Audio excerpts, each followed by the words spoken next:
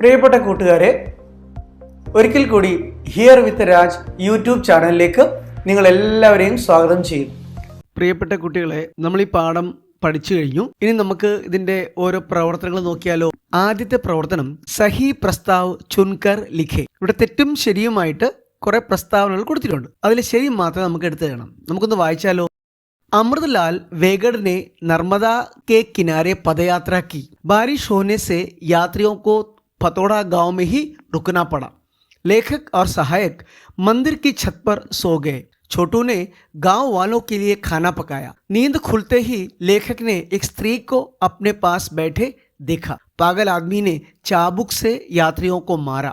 पागल आदमी ने पिट्टू से किताबें निकालकर फेंक दी. पागल आदमी लेखक के पैर दबाता रहा. लेखक के हाथ में 20 पैसे का सिक्का रखकर पागल आदमी चला गया. पागल आदमी छोटू को भी साथ ले गया. ഇതാണ് പ്രസ്താവനകൾ. ഇതിൽ സഹി ഏതാണ്, ഗലത്ത് ഏതാണ് നമുക്ക് നോക്കാം.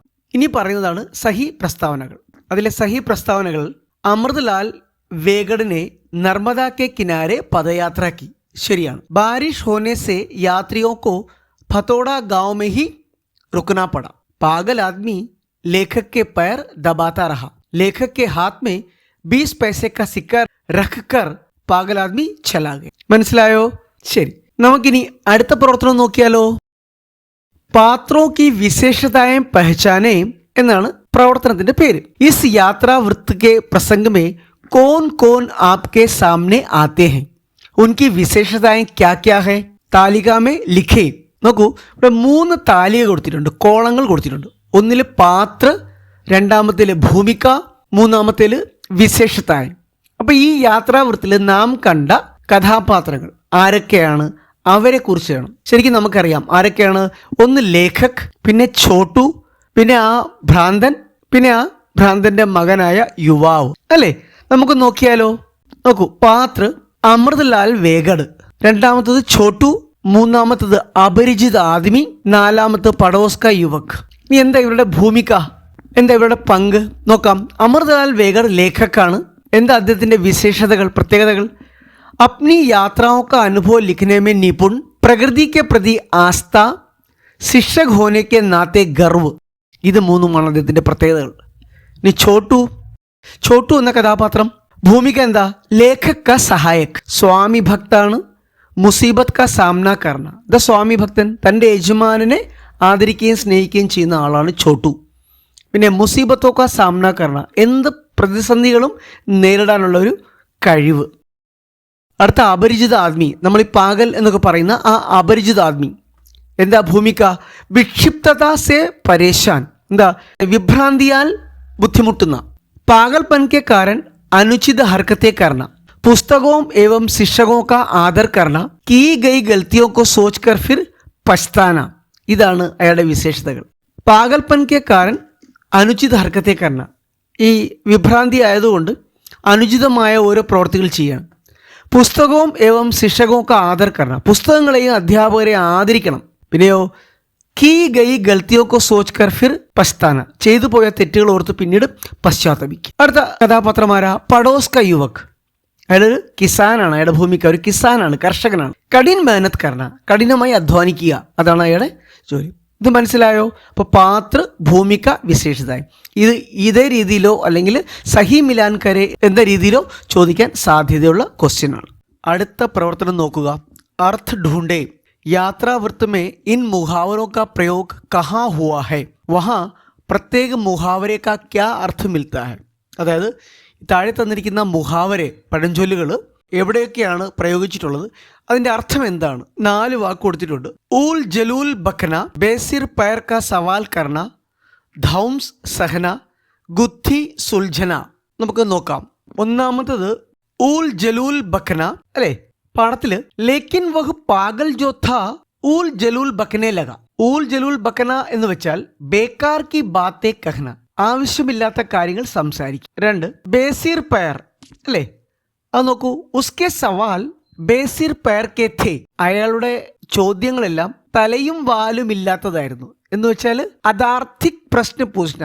അതാർത്ഥിക് മീൻസ് അർത്ഥമില്ലാത്ത, അതാർത്ഥിക് പ്രശ്ന പൂച്ഛന. ഇനി ലാച്ചാർ ഹം ഉസ്കി ധൗസ് സഹത്തെ രഹെ. ലാച്ചാർ അതായത് നിസ്സഹരായി അയാളുടെ ഭീഷണി ഞങ്ങൾക്ക് കേൾക്കേണ്ടി വന്നു. ധംകി സഹന, ഭീഷണി സഹിക്കുക എന്നുള്ളതാണ്. അടുത്ത ഗുദ്ധി സുലझने लगी എന്നാണ്. ഗുദ്ധി സുലझന, ധീരെ ധീരെ ഗുദ്ധി സുലझने लगी, അതായത് സമസ്യ കാ സമാധാൻ ഹോനെ ലഗ, ആ പ്രോബ്ലം സോൾവ് ആകാൻ തുടങ്ങി. അതാണ് ഗുദ്ധി സുലझന എന്ന് പറഞ്ഞാൽ. മനസ്സിലായോ കുട്ടികളെ? നമുക്ക് അടുത്ത പ്രവർത്തനം നോക്കിയാലോ. विशेषण शब्दों को पहचाने. यात्रा वृत्त में विशेषण शब्द युक्त वाक्यों का बहुत प्रयोग हुआ है. ऐसे वाक्य चुनकर लिखें और विशेषण शब्दों को रेखांकित करें. जैसे मुझे जो सम्मान मिला वह अपूर्व था, तभी एक विचित्र घटना घटी. അപ്പോൾ ഇതിൽ അപൂർവം എന്നുള്ള വാക്കും വിചിത്രം എന്നുള്ള വാക്കും വിശേഷൺ ശബ്ദങ്ങളാണ്. ഇതുപോലെ തന്നെ നമ്മുടെ ഈ യാത്രാവൃത്തിൽ വന്നിട്ടുള്ള മറ്റുള്ള വാക്കുകൾ കണ്ടെത്തിയാലോ? നോക്കാം. किसी ने आकाश में सफेद तिल बिखेर दिए हो. सफेद तिल, तिलिന്റെ വിശേഷണമാണ് സഫേദ്. काले घने मेघों में परिवर्तित हो रहे थे. काले घने मेघ, मेघ कैसे हैं? काले घने मेघों का विश्लेषण है. बहुत बड़ी दरी थी. दरी मैट, അതിന്റെ വിശേഷണം बड़ी दरी. खाली दरी पर एक आदमी गुड़ी पड़ा था. खाली दरी, दरिയുടെ വിശേഷണം खाली. उसके मजबूत हाथों का स्पर्श अनुभव करते हैं.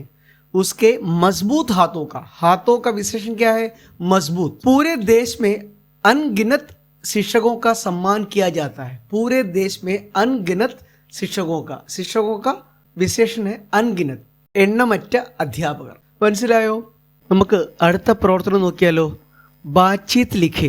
अपरिचित व्यक्ति के जाते ही छोटू ने दरवाजा बंद करके उस पर ताला लगा दिया. इस प्रसंग पर छोटू और लेखक के बीच की बातचीत लिखे. ഒരു വാർത്താലാവാണ്.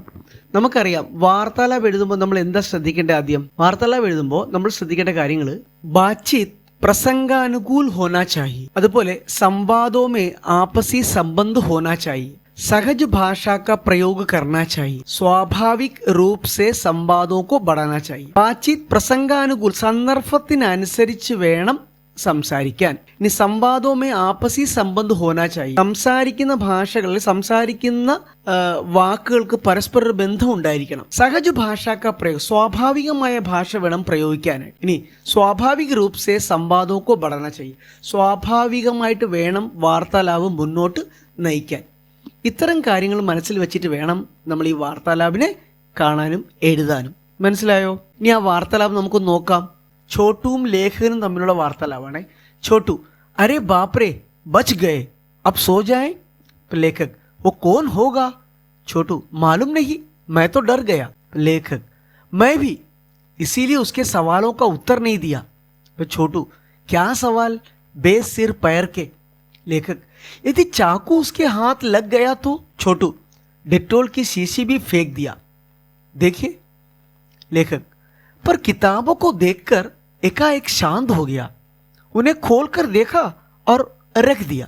छोटू, ठीक है, और उसी प्रकार आपको शिक्षक जानकर ही वो शांत हो गया. लेखक, इसीलिए ही हमें सोने की अनुमति दी. मेरे पैर दबाने क्यों आया वह? छोटू, वही कारण, आप शिक्षक है ना. लेखक, देखो मुझे कुछ पैसे भी दिए हैं. छोटू, पैसे दिए? लेखक, हाँ देखो 20 पैसे का सिक्का. छोटू, अब आप सो जाइए, सवेरे जाना है ना. लेखक, ठीक है, सो जाएं. ഈ വാർത്താലാപ് മനസ്സിലായാലോ? വളരെ ലളിതമായിട്ടുള്ള രീതിയിലാണ് ഈ വാർത്താലാപ് എഴുതിയിരിക്കുന്നത്. കൂട്ടുകാരെ, നമുക്ക് അടുത്തൊരു പ്രവർത്തനം നോക്കിയാലോ. യാത്രാ के बीच लेखक अपने सहायक के साथ एक रात मंदिर में ठहरा. उस रात के अपने अनुभव के बारे में बताते हुए लेखक मित्र के नाम एक पत्र लिखता है. ये पत्र कल्पना करके लिखे. ഇത് നമുക്കറിയാം. പത്രം എഴുതുമ്പോൾ എന്തൊക്കെയാണ് വേണ്ടത്? സ്ഥാൻ, താരീഖ്, സംബോധൻ, പിന്നെ ആ വിഷയം, ഹസ്താക്ഷർ, താഴെ സേവാംബെ ഘർ കാ പത്ത. അറിയാമല്ലോ. അപ്പം അതേപോലെ നമുക്കൊരു കത്തെഴുതി നോക്കിയാലോ. ഇതാ നോക്കൂ. ഈ കത്തിൽ സ്ഥാനുണ്ട്, താരീഖുണ്ട്, പ്രിയമിത്ര, പിന്നെ അതിൽ വിഷയമുണ്ട്. कैसे हो, मेरी यात्रा जारी है, मौसम ठीक है, वर्षा है, कल मैं छोटू के साथ एक मंदिर में ठहरा. जिस कमरे में हम ठहरे एक आदमी घुस आया, पागल था, बहुत तंग किया हमें. हमने कभी इतना असहाय अनुभव नहीं किया था. लाचार हम उसकी धौस सहते रहे. फिर वो समझ गया कि मैं शिक्षक हूँ. ये जानकर वो शांत हो गया. मेरे पैर दबाने लगा। विक्षिप्तता के कारण ही वो ऐसा व्यवहार करता है, क्या करे बेचारा। सुबह हम वहाँ से निकले, ठीक है मिलेंगे हम, घर में सब सकुशल है ना। आपका മിത്ര അമൃതലാൽ വേഗടെ സേവാമേ ഘർ കാ. മനസ്സിലായത്? വളരെ ലളിതമായിട്ടുള്ളതാണ്, അത് ജസ്റ്റ് അത് വായിച്ച് മനസ്സിലാക്കാവുന്നതേ ഉള്ളൂ. കൂട്ടുകാരെ, റെയിൻ ബസേരമേം എന്ന യാത്രാവൃത്തിൻ്റെ ഏകദേശം എല്ലാ പ്രവർത്തനങ്ങളും നമ്മളിവിടെ പറഞ്ഞു കഴിഞ്ഞു. നന്നായി ശ്രദ്ധിക്കുക. ഈ വീഡിയോ നിങ്ങൾക്ക് ഇഷ്ടമായി എന്നുണ്ടെങ്കിൽ ചാനൽ സബ്സ്ക്രൈബ് ചെയ്യുക, കമൻസ് ഇടുക. Thank you.